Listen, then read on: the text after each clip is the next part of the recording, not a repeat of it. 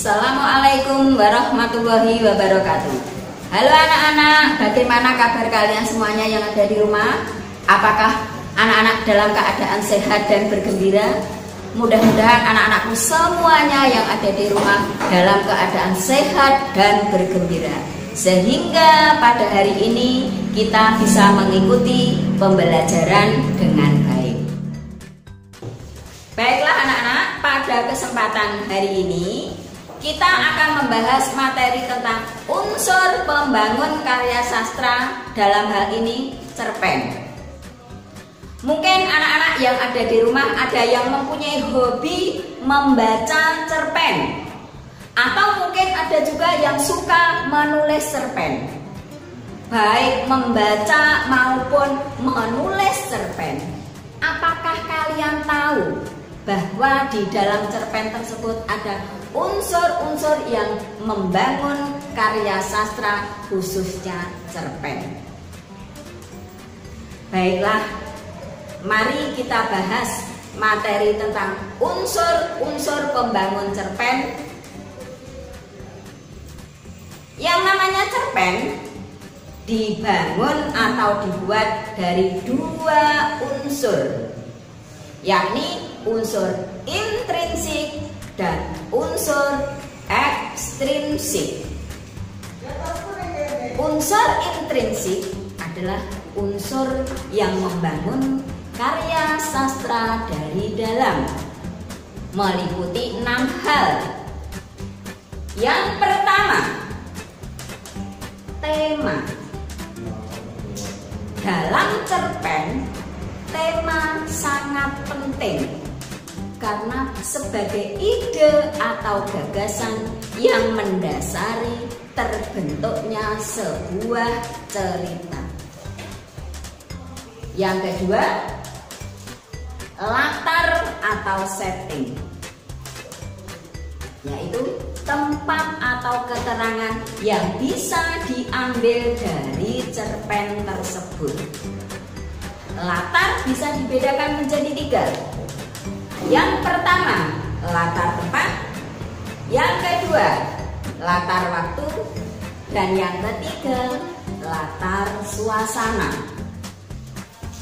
Unsur yang ketiga, tokoh atau penokohan. Yang namanya cerpen atau cerita, pasti di dalamnya terdapat tokoh.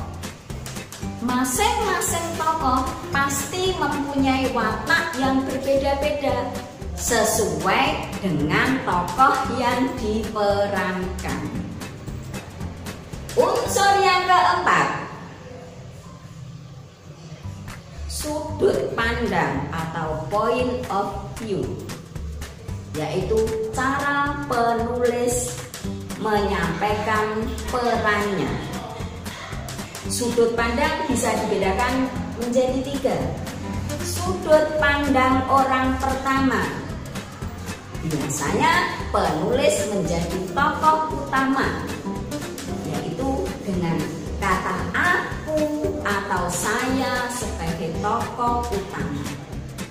Yang kedua, sudut pandang orang kedua, penulis selalu menandai dengan kata dia.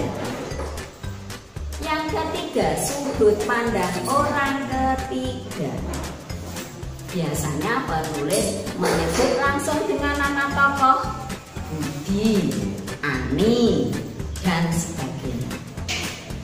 Unsur yang kelima, alur atau plot, yaitu rangkaian jalannya sebuah cerita. Yang namanya cerita pasti dimulai dari awal sampai akhir. Alur juga dibedakan lagi menjadi 3.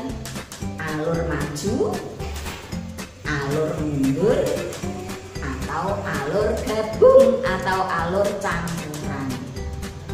Yang terakhir, amanat atau pesan. Jadi setiap kali penulis membuat cerita atau cerpen, pasti ingin menitipkan pesan dalam cerita tersebut. tersebut. Selain unsur intrinsik, ada juga unsur ekstrinsik, yaitu unsur yang membangun karya sastra dari luar. Meliputi 3 hal. Yang pertama, bahasa. Yang namanya cerpen pasti dibuat sebaik mungkin, menarik, supaya orang tertarik untuk membaca. Bagaimana caranya? Tentunya kita menggunakan pilihan kata yang baik. Mungkin ada ungkapan, mungkin menggunakan majas. Yang kedua, nilai-nilai. Dalam cerpen, nilai-nilai ada 5. Yang pertama, nilai moral. Yang kedua, nilai sosial. Yang ketiga, nilai religi. Yang keempat, estetika. Yang terakhir, nilai budaya.